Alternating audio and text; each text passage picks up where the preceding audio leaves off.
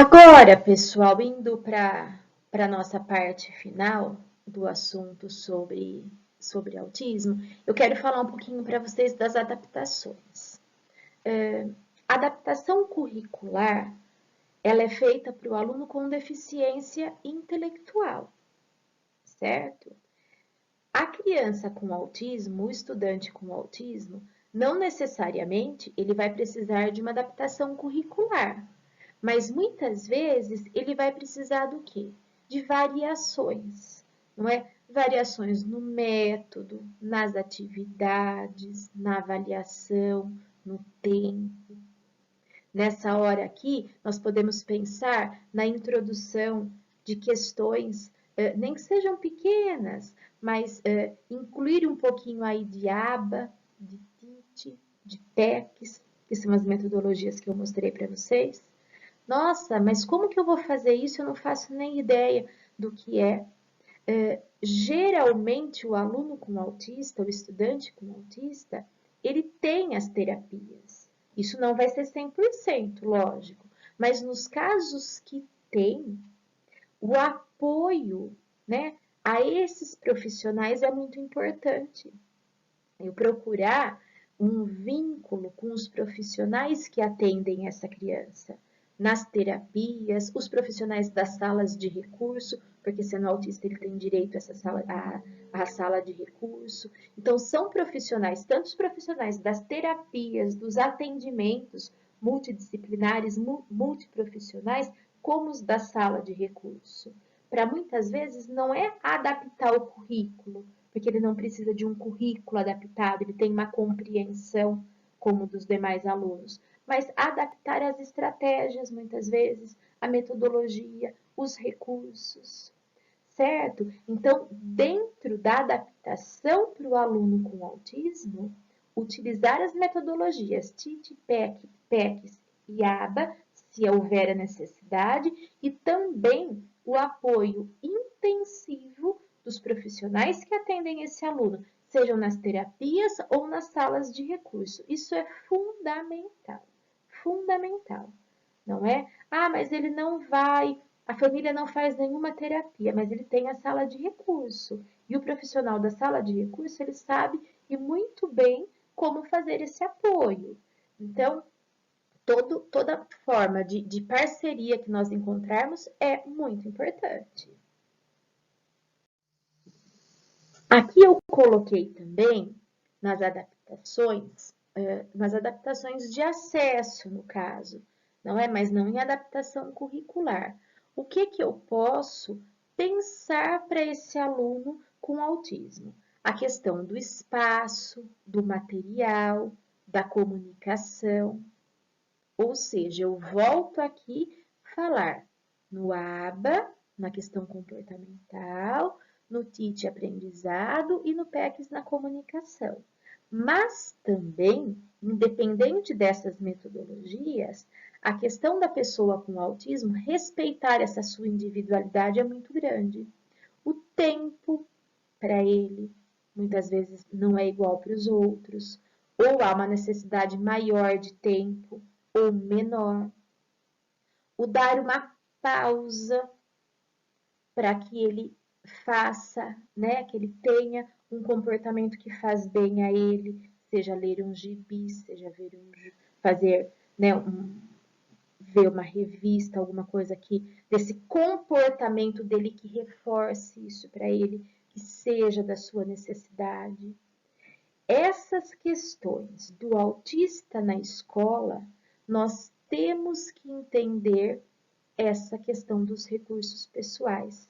Qual recurso pessoal é importante, reforça para ele a sua individualidade e faz com que ele que seja respeitado essa saída da realidade que é dele, para que ele fique na realidade cada vez mais. Esse tempo para ele, isso tem que acontecer, não é? Ah, mas em todos os casos? Não, nós temos que saber essa identidade do nosso aluno. Quem que pode nos ajudar a isso?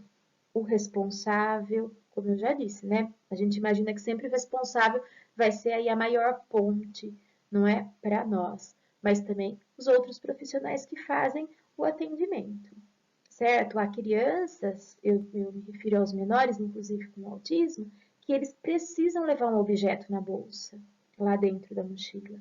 Eles têm que levar aquilo para eles, é algo, né, de enorme importância. Deixa que leva, né? Isso faz parte, isso é da identidade dele, isso é um recurso pessoal que ele precisa.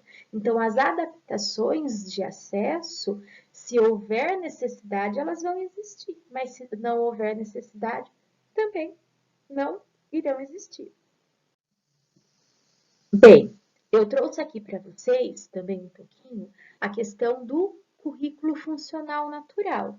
O currículo funcional natural, ele é das escolas de educação especial exclusiva, onde é usada uma proposta metodológica, daí sim, aqui no caso do currículo natural funcional ou funcional natural, ele aqui se usa pontualmente as metodologias ABA, TIT, PECs. Aqui se faz necessário. Então, se vocês ouvirem falar currículo natural funcional, currículo funcional natural, é o trabalho com as metodologias específicas para o aluno com autismo, geralmente do nível 2 e do nível 3.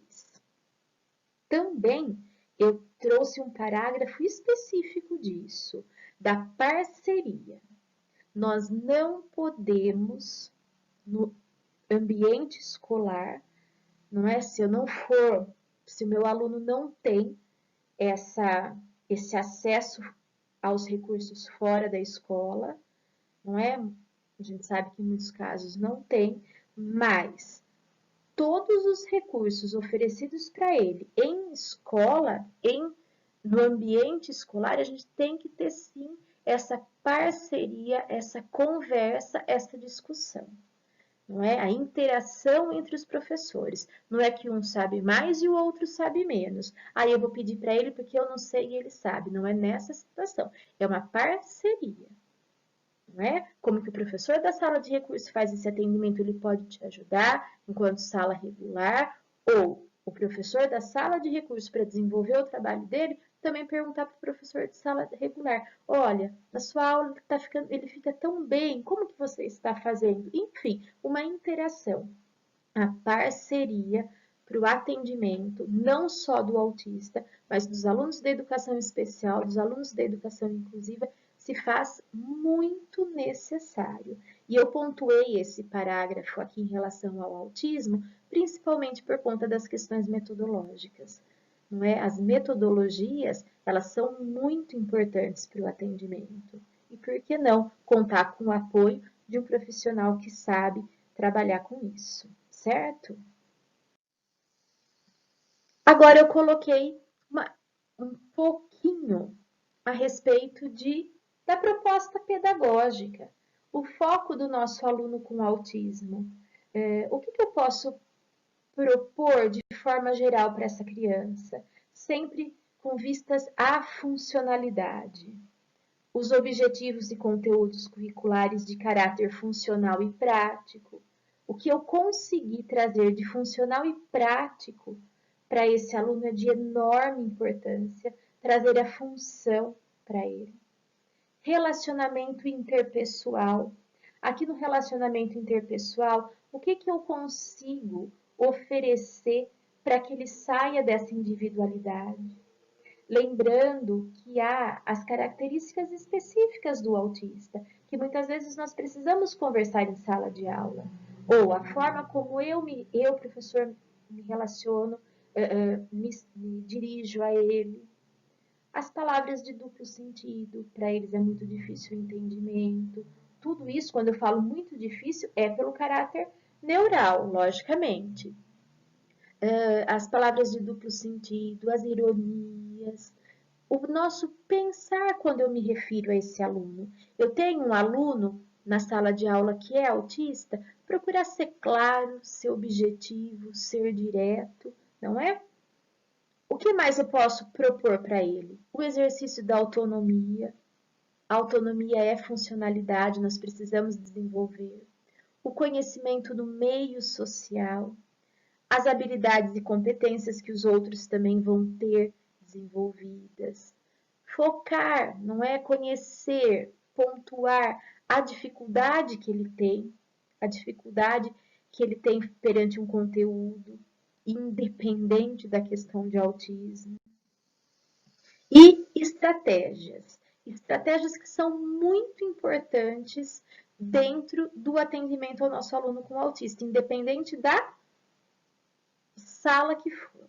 Rotina, aqui eu falo do quadro de rotina, mas não necessariamente precisa estar na sala de aula, eu posso deixar na carteira dele. Qual aula é agora, qual aula vem depois.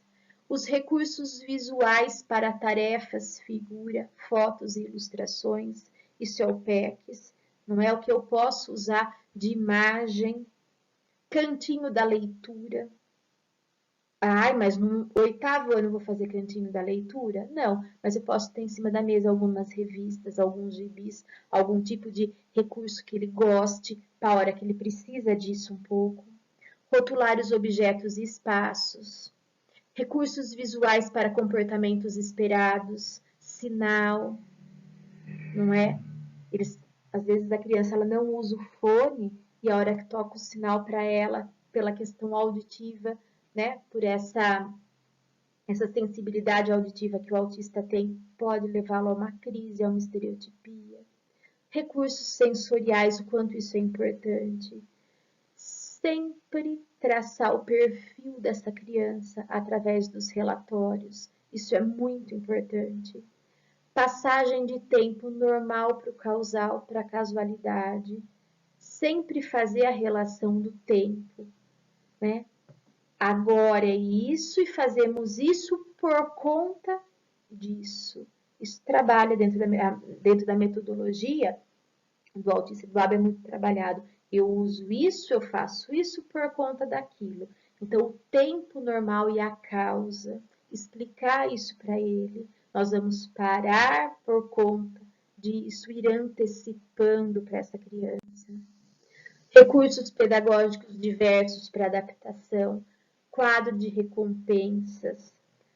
Eu vou dar fichinha para o aluno com autismo? Não, mas você fez isso muito bem, você vai poder fazer isso agora. Isso é muito importante para ele. Isso faz parte das metodologias. O quadro das regras com imagem, calendário e relógio, os termos como antes, depois e por último, cartazes com o que pode e o que não pode, a prática do feedback, que é muito importante para a pessoa com autismo, comandas claras e simples.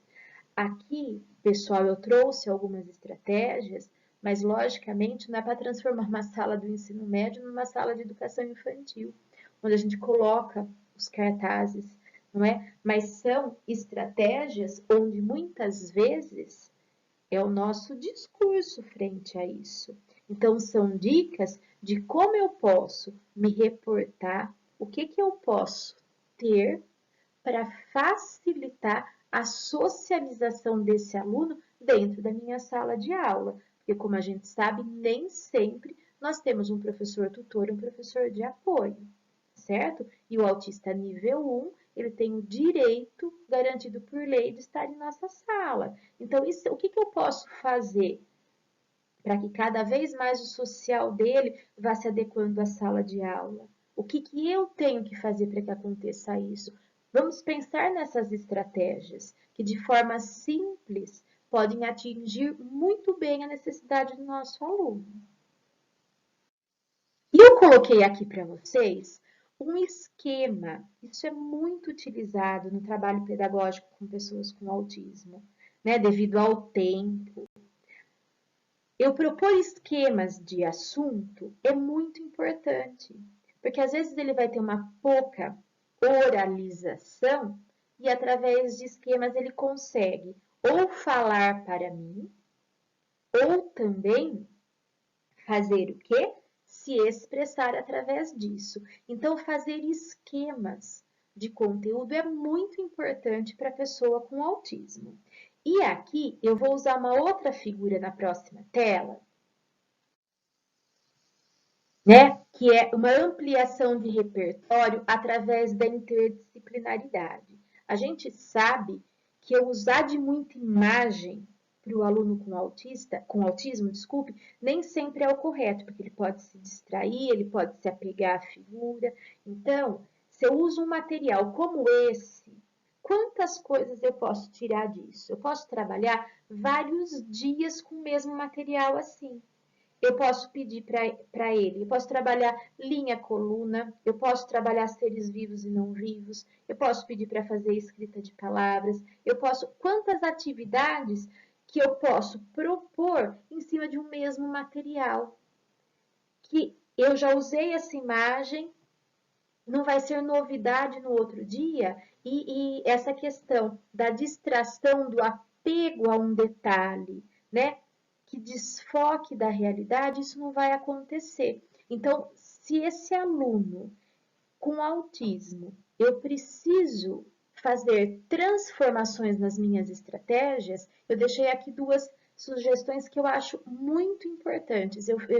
Numa formação que eu fiz, uma vez que eles passaram essas estratégias, e assim, fazer esquema é muito importante. Eu acho isso ótimo, não só para o autismo, mas a gente pensa na deficiência intelectual também.